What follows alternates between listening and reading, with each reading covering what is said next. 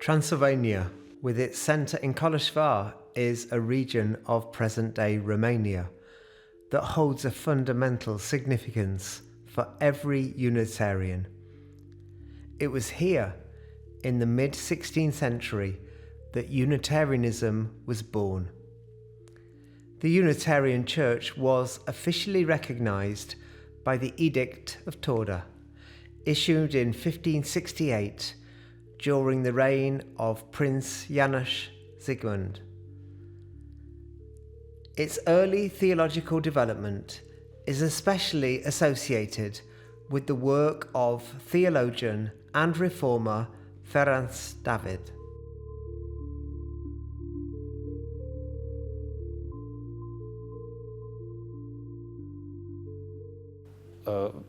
I think that Francis David is the most well-known person in the Unitarian history. This is a bit unfair because he's not the only one who should be commemorated, but he is known by every single Unitarian as the founder bishop and founder of the Unitarian Church in Transylvania. Beginning with the 19th century, the Transylvanian Unitarian communities started to celebrate his, or to commemorate his day of that on 50th of November. Historically speaking, he did not found a Unitarian church. The Unitarian Church was formed a bit later, but Francis David indeed laid the foundation of the Transylvanian Unitarian Church. Unitarian-speaking community honored the memory of Francis David since 1879. In that year appeared the first biography written about his life and work. Throughout the history of Transylvanian Unitarians, periods of relative freedom alternated with times of oppression and persecution, especially during the reign of the Habsburg monarchs, a dynasty traditionally strongly Catholic. Nevertheless, Unitarianism managed to survive in Transylvania, though essentially isolated from the rest of the world until the early 19th century, when Unitarian faith had already taken deep root, particularly in Great Britain and the United States. Soon afterward, contacts between Unitarians from these regions began to grow intensely. One of the outstanding figures who significantly contributed to shaping those connections was Ferenc Balázs. Ferenc Balázs, or as we call him, Balázs Ferenc, was born here in Kolozsvár in 1901, and he was one of the most outstanding Unitarian ministers of his time. His whole life work, even though he lived very, very short, he died when he was 36 years old, was very influential and very well known. He was a writer, he was a theologian, he was a minister, he was a community organizer. He was leading a lot of projects which were focused on the sustainability of local communities. After he finished the seminary, the theological studies here in Kolozsvár, he had the possibility to study for 2 years in England at the Unitarian seminary there, and after 2 years a possibility opened for him to study for another 2 years in Berkeley in the United States. However, Balázs did not stay in the United States. He longed to use everything he had learned back home. He returned to Transylvania in 1928. Only half a year later, he was able to become a minister in a village congregation where he always wished to be, and he arrived to Mészkő. He was a minister of míst for 5 years, but during these years he kind of came out with lots of projects. He was trying to revitalize the life of the congregation, but not only of the congregation, but also of the area. The period during which Unitarian congregations could flourish dynamically, also thanks to international influences, did not last long. After the Second World War, Romania fell under the Soviet sphere of influence. The communists gradually seized all power and established a totalitarian, repressive regime that lasted for 40 years. Unitarians came under double pressure, not only for their liberalism, but also because most of them belonged to the Hungarian minority, which the regime systematically discriminated against. On the other hand, pride in Hungarian identity has always been a strong and sustaining force for local Unitarianism. Another enduring source of strength is the firm connection to its Christian roots. The Hungarian Unitarian community is considered a very traditionalist and conservative one from a Western point of view. We are still preaching from the Bible. We are singing 400-year-old hymns and songs. Although the liturgy, for instance, had changed several times through the century, we are proud of our legacy and our past. So from generation to generation, we try to pass our treasures and the legacy of our ancestors. We still consider ourselves inheritors of the Christian value system, not the dogmas of Christianity, but those values which shaped actually the whole Europe. We cannot deny that. In modern times, since the mid-19th century, when demographic data began to be recorded, the number of Transylvanian Unitarians steadily increased until the 1970s. After that, however, a significant decline began, which continues to this day. Even so, the Transylvanian Unitarian Church remains the second largest Unitarian organization in the world after the American one.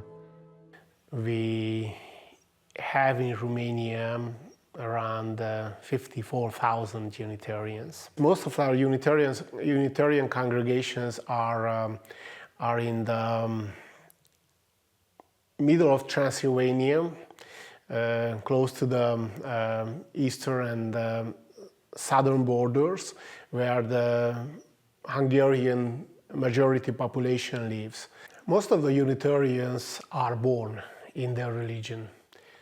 And even though we have some conversions, let's call it this way, some who are coming from other religious traditions, from other denominations, this is mostly happening through marriage.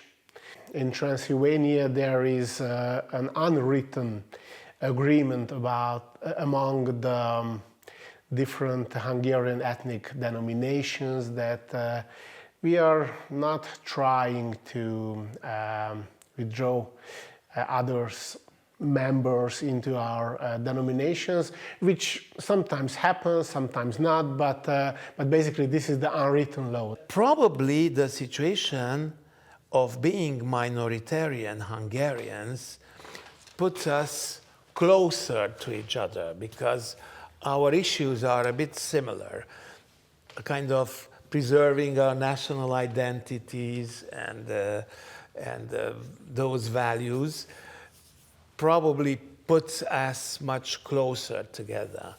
That's why we work closer together with the Hungarian other denominations. One reason is because they are also Protestants, the Reformed and the Lutherans.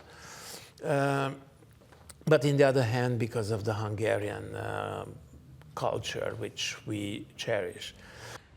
Belonging to the Hungarian nationality, however, is not the only distinctive feature of Transylvanian Unitarianism.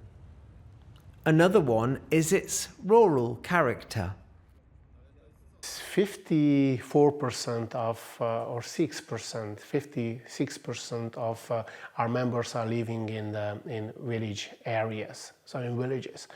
And these villages are having these traditional communities, which is of course changing right now, but we have a lot of congregations which are rooted, locally rooted in a traditional community. And being rooted in a traditional village community, it also comes with a lot of other things. And it is very contextual how different parts of the church and different groups in the church will think about different issues. I would say that in larger towns, in cities, Unitarians are more liberal. In villages, in smaller communities, more homogeneous communities, they are more traditional in their worldviews and in engaging different social or other human rights issues.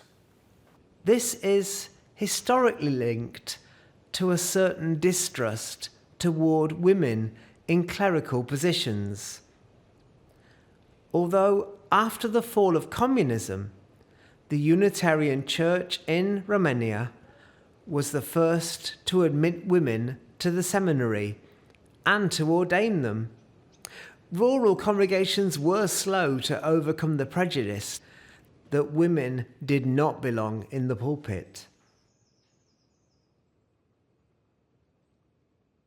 They had problems in the 90s. The traditional villages were not very welcoming, but that was 30 years ago, and now I don't really see any discrimination against the villages accepted women as their ministers. Here we touch on another area that is again very specific in the global Unitarian context, the Transylvanian Unitarian liturgy. So our Unitarian liturgy developed with the Protestant Reformation from the 16th century. The main scope of the liturgy, the main model of the liturgy was to return to as a simple way of worshiping God as it was possible, to return to a very biblical, very New Testament kind of way of worshiping God, which meant stripping away everything that seemed unnecessary or something that could not be linked closely to the Bible. Newer research has shown, though, that many of the medieval liturgical things that were very important in medieval liturgy still remained part of the Unitarian tradition, even if in a changed way. In one of our synods in 1999, decided to have one liturgy for every single congregation. This turned out to be harder than expected, and it is somewhat understandable because before that every congregation had their own variation of the liturgy. So these liturgies were not totally different, but elements of the liturgies were different, ranging from congregation to congregation. Our liturgy comprises of songs, prayers, a sermon, which is usually 20-25 minutes long, a blessing. We consider that ministers cannot bless, so we do not feel that we as ministers have some special superpower that we could bless people. We say that we ask blessing on the life of the community and on the life of the individuals. Ministers, when they are in church for a liturgy, usually will wear a black suit, and over this black or dark colored suit they will wear a robe or a cloak, basically, which represents the fact that they are Protestant ministers. In the first phase of our church, we tried to be as Puritan as it was possible. So we took out everything that was not linked to the Word of God. So that was the main topic. Afterwards, by the very early 1800s, if I'm not mistaken, 1811 is the year when in our church the first organ of the Unitarian congregation was built. Many other congregations and churches decided to have their own organs.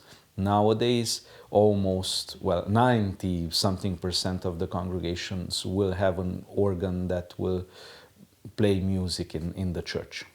The Hungarian liturgy nowadays seems very, very, very simple and very Puritan, although it was not the same through the centuries. Just to mention, we had several hymnals. The first hymnal was completed probably in the 16th century, but we have no printed edition, just from the 17th century. The first major change, for instance, on the hymnal was in the 19th century, when we abandoned the old, let's say, modern, not modern, we abandoned the old liturgical practices of singing the antiphons and psalms and hymns, which were more of the old Protestant heritage. They were tied to the old Protestant heritage. If we hear now such a hymn or a psalm, we will say, well, this is Catholic. It sounds like a Gregorian chant. And the hymnal then, the 19th century completed hymnal was changed 100 years ago. And the new hymnal appeared in 1924, which contains old hymns and new hymns as well. Nowadays we are discussing about liturgical reform, and hopefully we will add more songs and new hymns to our living hymnal. In their tradition, Transylvanian Unitarians still firmly preserve the practice of communion, even though its meaning differs from that in traditional Christian churches. I mean, we have communion 4 times a year, on Christmas, Easter, Pentecost, and on the Thanksgiving Sunday. You have to imagine a table in the middle and people standing around that table.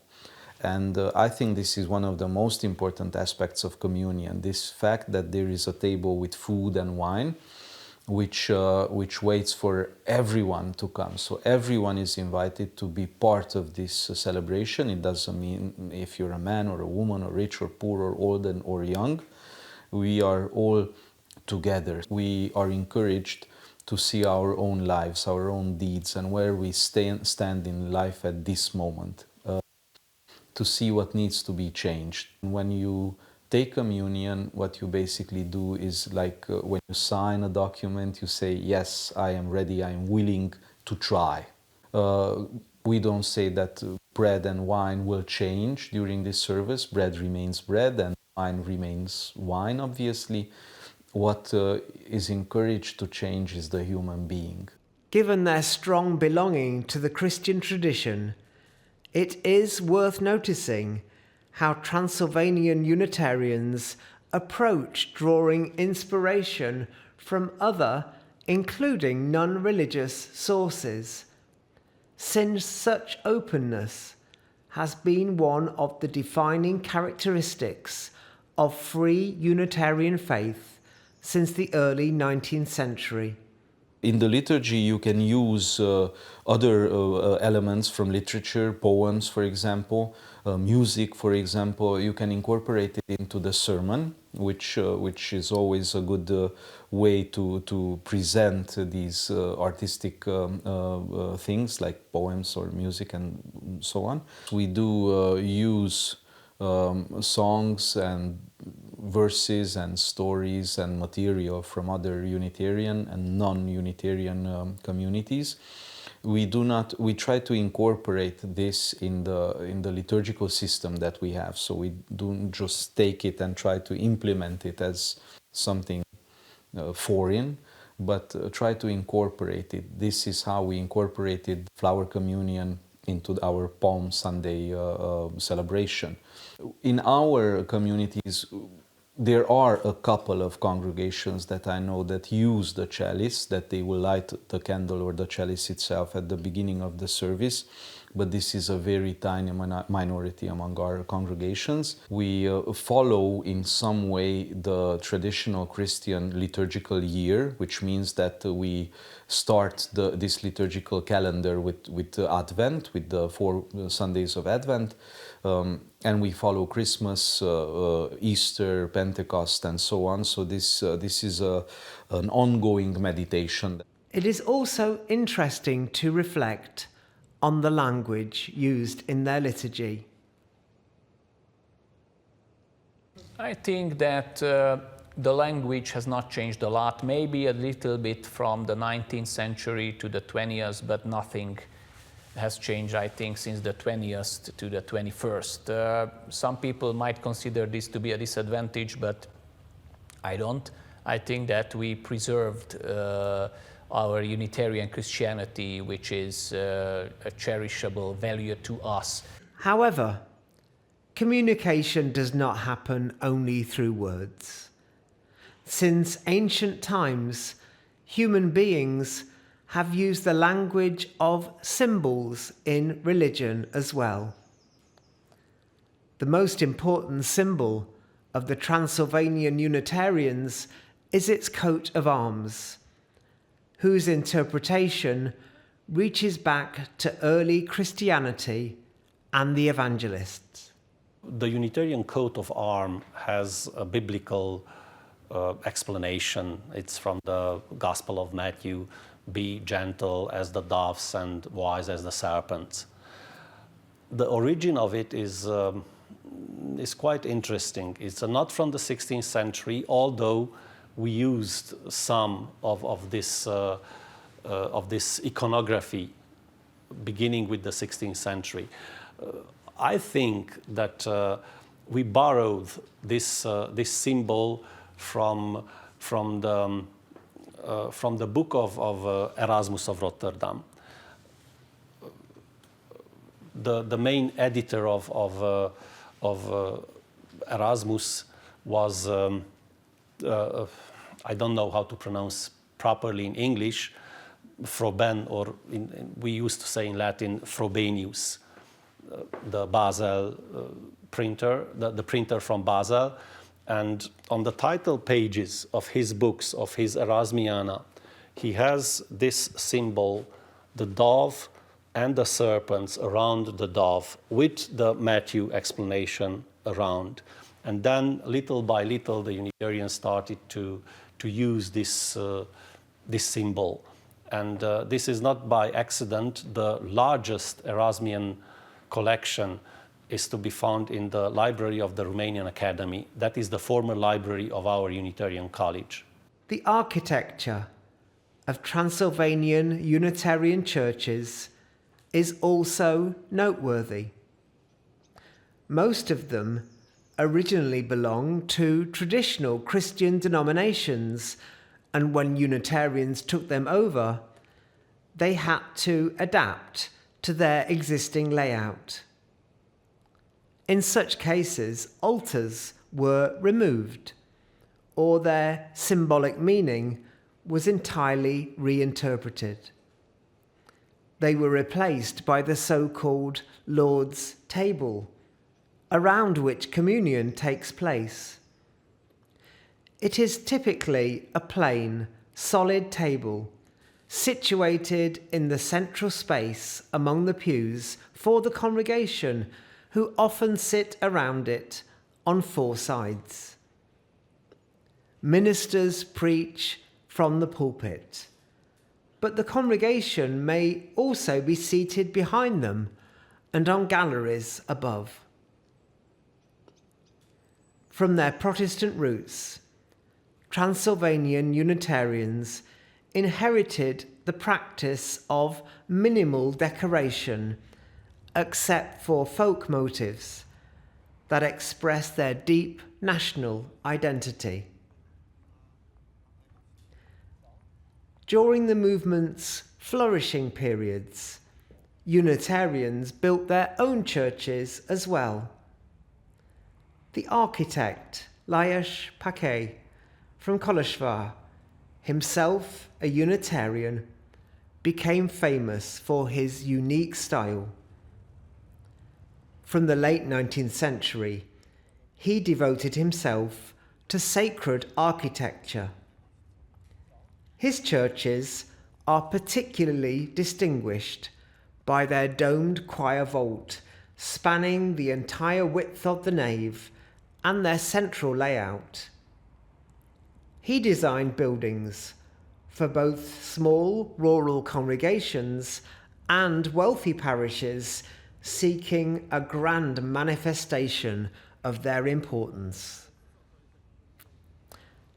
Today, new Unitarian churches are rarely built. But when they are, for instance in Marosvásárhely, they also tend to have a central floor plan. Even though they are modern constructions, they are often designed in the traditional style, with pulpits and pews, even if this may not be practical for multifunctional use of the space. One Transylvanian Unitarian church is even listed as a UNESCO World Heritage Site. It belongs to the fortified churches that served as citadels for nearby villages, the last refuge from Ottoman raids. It stands in setkává, and besides the impressive preserved fortifications, visitors can admire the beautiful medieval frescoes inside, depicting the legend of Saint Ladislaus. To this day, Transylvanians use the traditional Christian title bishop for the head of their church. But this was not always so. The first Unitarians disliked the term because it reminded them too much of the hierarchical structure of the Catholic Church. They preferred the term superintendent, which is derived from Latin, meaning the chief administrator of the denomination. This was also the title held by Ferenc David. Over the centuries, however, it became clear that in order to be accepted as equal among other denominations, it was better to return to the title of bishop, and so it has remained. Any minister may be nominated for the position. The election is the responsibility of the synod. Until recently, bishops were elected for life, but that has changed substantially. Let us give the floor to the current bishop, István Kovács, to explain what the bishop role looks like today. After the change, after the collapse of communism, I was among those. There was a new generation which said that probably it's better for the bishop to run for certain terms only and allow to come new people with new perspectives and so on. So at this time, the bishop leads for 2 terms of 6 years. That's the maximum what he can run. But the bishop leads the denomination within a democratic process. So we have a presidency, we have 2 lay presidents, we have a deputy bishop and another ministerial leader person, and the whole decision-making process is not simply by one person or whatever. Individual congregations are led jointly and equally by the minister and a lay president. Important decisions are made by governing councils of 12 to 20 members. A similar structure exists at the district level, represented by councils headed by elected deans, as well as at the denominational level, where the bishop is joined by 2 lay presidents. Every second year, an assembly is convened, authorised to make the highest decisions except for matters of theology and ordination, which are the responsibility of the synod meeting every 3 years. Between synods and assemblies, the executive body is the consistory, in which every district, as well as, for example, the women's and youth organisations, has representation. As for ministers' salaries, they are financed from multiple sources. The state supports the ministerial work because the state considers that the churches are doing a kind of socially important work which is worth being supported by the state. So one certain part of the ministerial wages, this is true for every denomination, is supported by the state, but that's not 100%. It is, let's say, 2/3 or sometimes less. And the rest is paid by the congregation itself, by the congregants.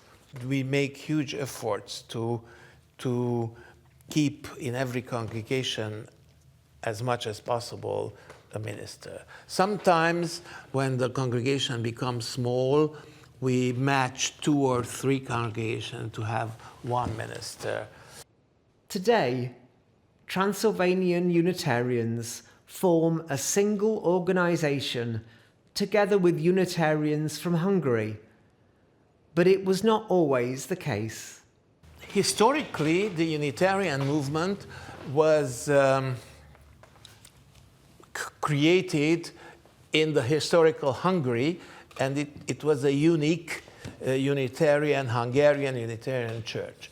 Until the Treaty of Trianon after the First World War, when Hungary was divided and Transylvania became part of Romania and the rest of Hungary was nowadays Hungary, the situation which we already know today. And the church split as well, so the only united Unitarian church got divided into the Hungarian Unitarian Church and the Transylvanian Romanian Unitarian Church. In 2012, however, the official reunification of the Hungarian and Romanian Unitarian churches took place. The Hungarian government